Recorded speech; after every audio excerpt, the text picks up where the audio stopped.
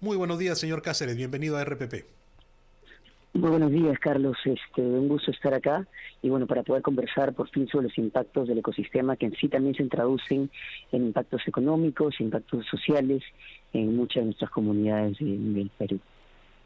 ¿Se puede determinar, señor Cáceres, con la información y también con la información con que contamos y con los indicadores, ¿no?, que determina la ciencia? ¿Se puede determinar la magnitud del daño ocasionado por el derrame de petróleo en las reservas naturales protegidas que forman parte de las zonas afectadas?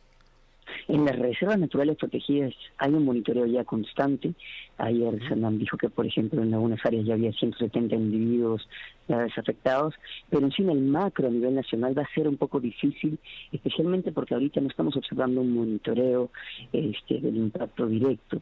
O sea, ahorita vemos que los esfuerzos de limpieza y los esfuerzos de recolección de datos se están dando solamente en playas y en zonas con fácil acceso, mientras que hay un montón de zonas con difícil acceso de limpieza, difícil acceso a recolección de datos, donde no está el personal ni el Estado colectando datos, ni limpiezas trabajando en ese momento, como en las playas rocosas, por ejemplo, en algunos lados, porque ahorita solamente los vemos que los esfuerzos están siendo principalmente en el océano, en la zona costera, y también en las playas con fácil acceso y bastante visibilidad.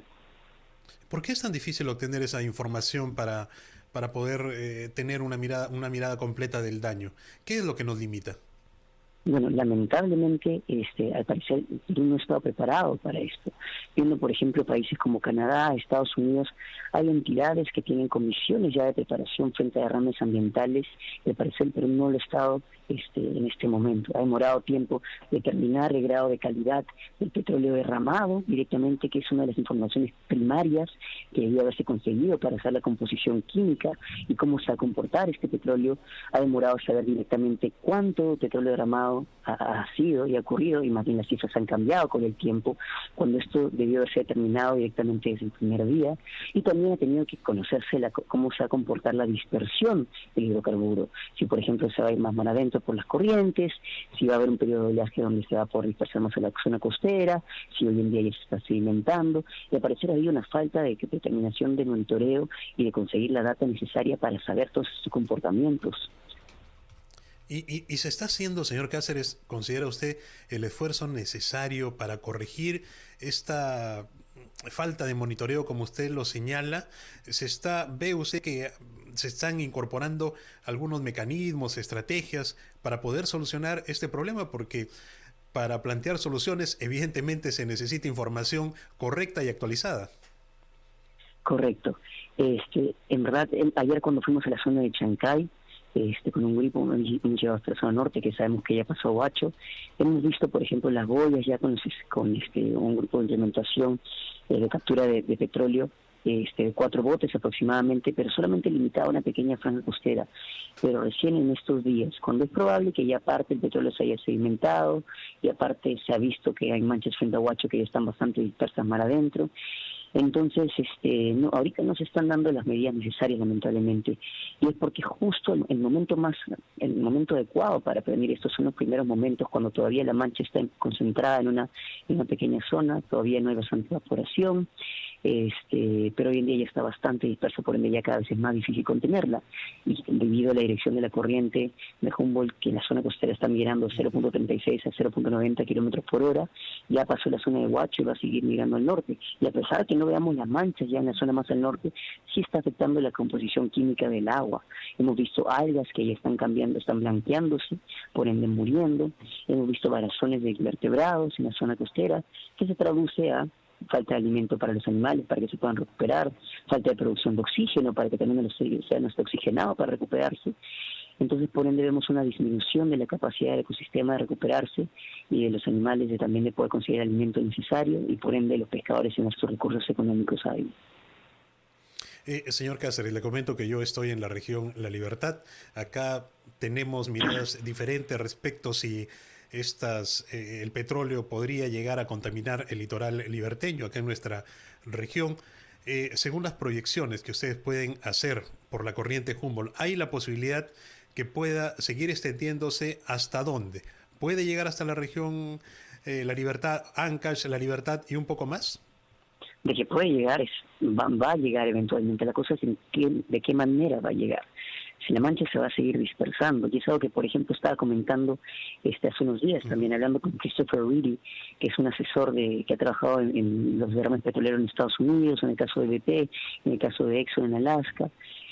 Él nos comentaba que, por ejemplo, en esas zonas era importantísimo tomar fotos de las playas, en la zona de la Libertad, en la zona de la Mayeque, del estado ahora, y también sacar calidad de agua. De Vigesa debería sacar estudios de calidad de agua desde ahorita, para cuando llegue eventualmente ver cómo va a cambiar la composición de agua, ya sea en la zona costera o sea un poco más mar adentro, en la zona superficial.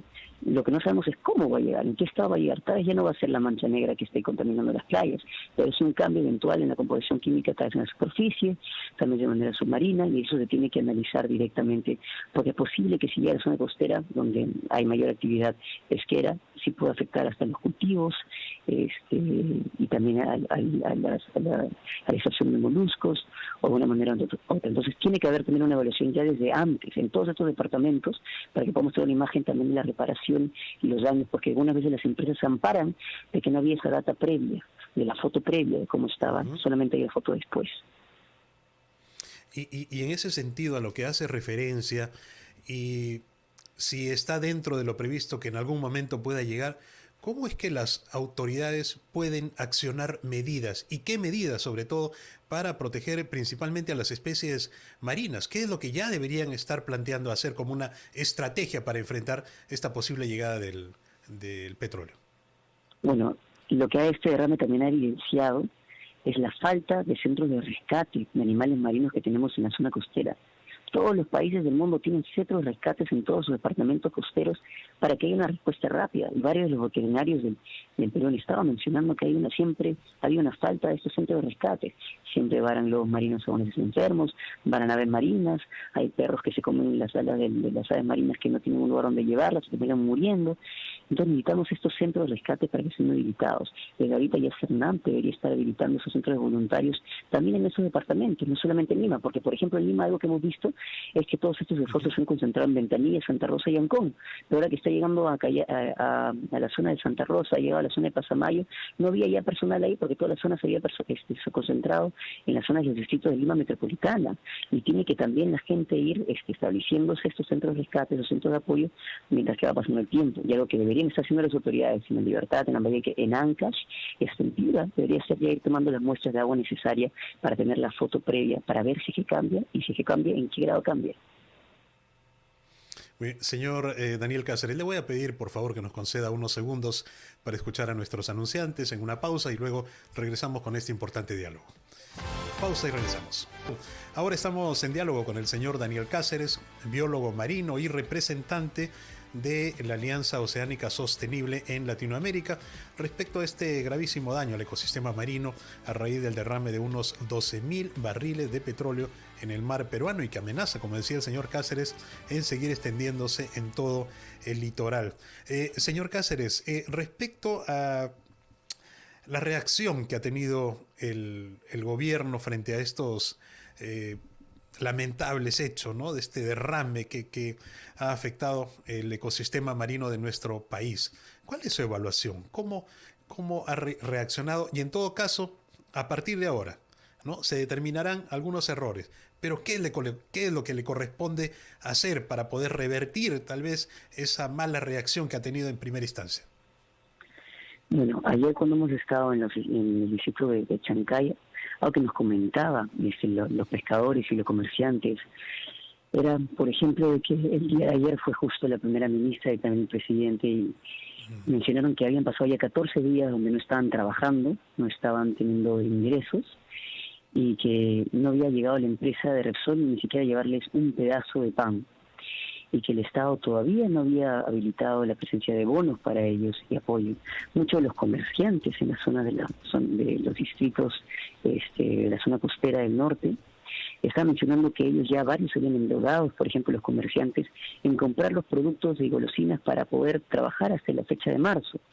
Varios restaurantes nos decían que habían invertido, ya dinero se habían endeudado, por ejemplo, necesitaban de esta época de verano para poder comprar los útiles escolares de sus hijos, y que no estaban teniendo ningún tipo de apoyo económico presencial y primordial para mitigar estos impactos. La gente se está muriendo de hambre en los distritos ya que han sido afectados, especialmente los comerciantes, los golosineros, los sombrilleros, los pescadores, los mototaxistas que van a la playa, ya que las playas están cerradas. Entonces ahorita tiene que haber una respuesta rápida en el impacto social, pero también tiene que haber acompañado con un fuerte Ministerio del Ambiente, un fuerte IMARPE, que debería estar presencial en este momento, haciendo todos los análisis necesarios y para poder sacar la data necesaria para poder mitigar y continuar con esos esfuerzos. Sí, efectivamente, pues se necesita una respuesta, como usted muy bien dice, rápida y que tiene que ser de manera articulada, ¿no? Con una mirada holística, que no se puede descuidar ningún factor, ¿no? Ningún escenario, tanto el social, pero también el ecosistema. Y refiriéndonos específicamente al mar peruano y el daño que se le ha ocasionado, respecto al proceso de limpieza, al proceso de purificación, ¿no? En alguna oportunidad hemos leído ahí, está sucio, hay que empezar a limpiarlo entonces. Pero ¿cuánto va a durar? ¿Cuánto va a demorar eso? ¿Y hasta qué punto vamos a poder recuperar el daño que se ha ocasionado? Bueno, usualmente en el mar siempre hay presencia de hidrocarburos, solamente que hay pequeñas liberaciones en bajas cantidades y la naturaleza está acostumbrado a hacer procesos de remediación, las bacterias se adhieren ya que hay carbono, los hidrocarburos. Lo que pasa es que en este caso de derrames petroleros, por ejemplo, en derrames de transporte, derrames de cambio desde el buque a tierra, que es lo que ha pasado, en derrames que hay mar adentro por empresas, hay bastantes cantidades de petróleo en un momento rápido y con altas concentraciones en un solo lugar determinado. Entonces, ¿va a demorar los procesos de recuperación? Sí. ¿Por qué? Porque hay que esperar a que las bacterias empiecen a biodegradarla, hay que esperar a que haya procesos de evaporación, y va a depender del ecosistema donde está el hidrocarburo. Por ejemplo, en una bahía cerrada, donde hay poca oxigenación, donde hay poco intercambio de aguas, pueden hacer procesos que pueden demorar entre 80 a 100 años para recuperar todo el ecosistema. En zonas, por ejemplo, de mar adentro, donde hay más oxigenación, donde hay una biodiversidad que dispersa, pueden haber impactos, remediación que puede ocurrir entre 5 a 10 años. Por ejemplo, las zonas costeras que hemos visto, que los esfuerzos están dando en playas arenosas también, en las playas rocosas, donde se mete y se infiltra el petróleo dentro de las piedras, donde debería estar sacándose piedra por piedra para limpiar cada uno de los pedazos de carbono, no se está dando. Y ahí que afecta a las comunidades de invertebrados marinos, se termina sedimentando, las algas terminan blanqueándose. Entonces van a ser procesos que van a ser bastante diferenciales, y es por eso que es muy importante que esté el IMARPE acá monitoreando y viendo cuál va a ser el periodo exacto en cada lado. Y también una cosita que quiero agregar acá, Carlos, es que no solamente es el hidrocarburo que está afectando el ecosistema, sino también los esfuerzos de limpieza. ¿A qué me refiero? Hemos visto que están metiendo una cantidad gigantesca de vehículos motorizados, una cantidad de tractores, de carros, de camiones a las playas. Las playas que están llenas de cangrejos, y los cangrejos hacen un trabajo, por ejemplo, de limpiar las playas. Al momento de meter todos estos vehículos motorizados, aplastan la población de cangrejos, la destruyen. Entonces también están teniendo esfuerzos que están afectando directamente las playas. Las playas son zonas de niñamiento de aves, hay huevos en las playas también y se están llevando toda la arena. Entonces tendría que haber maneras más efectivas de limpiarla y recuperarla. Entonces también estamos careciendo de una estrategia de comunicación adecuada, señor Cáceres. Por ejemplo, esta información que usted nos brinda ahora, que es, imagino, información que deberían tener a la mano las autoridades o quienes están dirigiendo los procesos de limpieza, y no se cuenta, ¿no? Es información que debería también considerarse para este proceso. Por supuesto, debería estar considerándose todos los daños también colaterales que están ocurriendo, por ejemplo, en temas sociales, algo que también hemos visto que han habido muchos pescadores en esos distritos costeros que viven del día a día del pescado para comerlo. Y, por ejemplo, ahora que no están saliendo a pescar, no están teniendo que comer. Hay un pescador en Ventanilla, que quiero aprovechar en contar su caso, que igual ha salido metiéndose al mar, que se llama Pedro, en Bahía Blanca, y ayer nos ha llamado a decir que estaba con diarrea, estaba enfermo, estaba con manchas blancas en su cuerpo y que no había llevado al Ministerio de Salud todavía a apoyarlo. Han habido ambulancias que se han estado llevando a los pescadores que han estado trabajando en los procesos de limpieza. En Ancón, por ejemplo, han contratado pescadores para que empiecen a hacer ese trabajo de limpieza sin las mascarillas adecuadas, sin la máscara de doble filtro, por ende generándoles efectos respiratorios que van a ser a largo plazo. Y eso es algo que nos mencionaban también de Estados Unidos, que eso fue Rivi, que nos decía, si la gente está entrando a las playas a hacer los procesos de limpieza, los voluntarios están yendo sin las máscaras adecuadas, van a terminar con problemas respiratorios a largo plazo. También los efectos de los componentes que se evaporan de los hidrocarburos van a generar efectos cancerígenos en las poblaciones aledañas que viven al costado de las playas, si es que no se les mueve y se les ubica a otro lugar. Entonces hay muchos esfuerzos también del Ministerio de Salud que tienen que estar ahí, el Ministerio de la Mujer también, de poblaciones vulnerables, los adultos mayores que no están teniendo que comer, porque en Santa Rosa, por ejemplo, hay un señor que tiene 80 años que vive de lo que pesca día a día y tendría que ser ubicado porque no se sabe qué está comiendo. Y los vecinos lo están apoyando en este momento, pero no van a poder apoyarlo en todo momento y algunas veces desaparece. Sí. Señor Cáceres, ¿de qué manera podemos apoyarnos en la tecnología para continuar con los procesos de limpieza? Bueno, la tecnología se tiene que implementar los procesos de skimmers y la bioremediación. Eso tiene que hacerse, no tiene que enfocarse en las empresas de limpieza que están viendo, y también ya no solamente en la zona de Lima, sino en toda la zona un poco más al norte. Y los procesos de bioremediación tienen que seguir estudiándose para ver cuál va a ser la mejor estrategia. Como menciono, la naturaleza está acostumbrada a remediarlo naturalmente, solo que va a demorar tiempo para poder hacerlo. Muy bien. Agradecemos al señor Daniel Cáceres.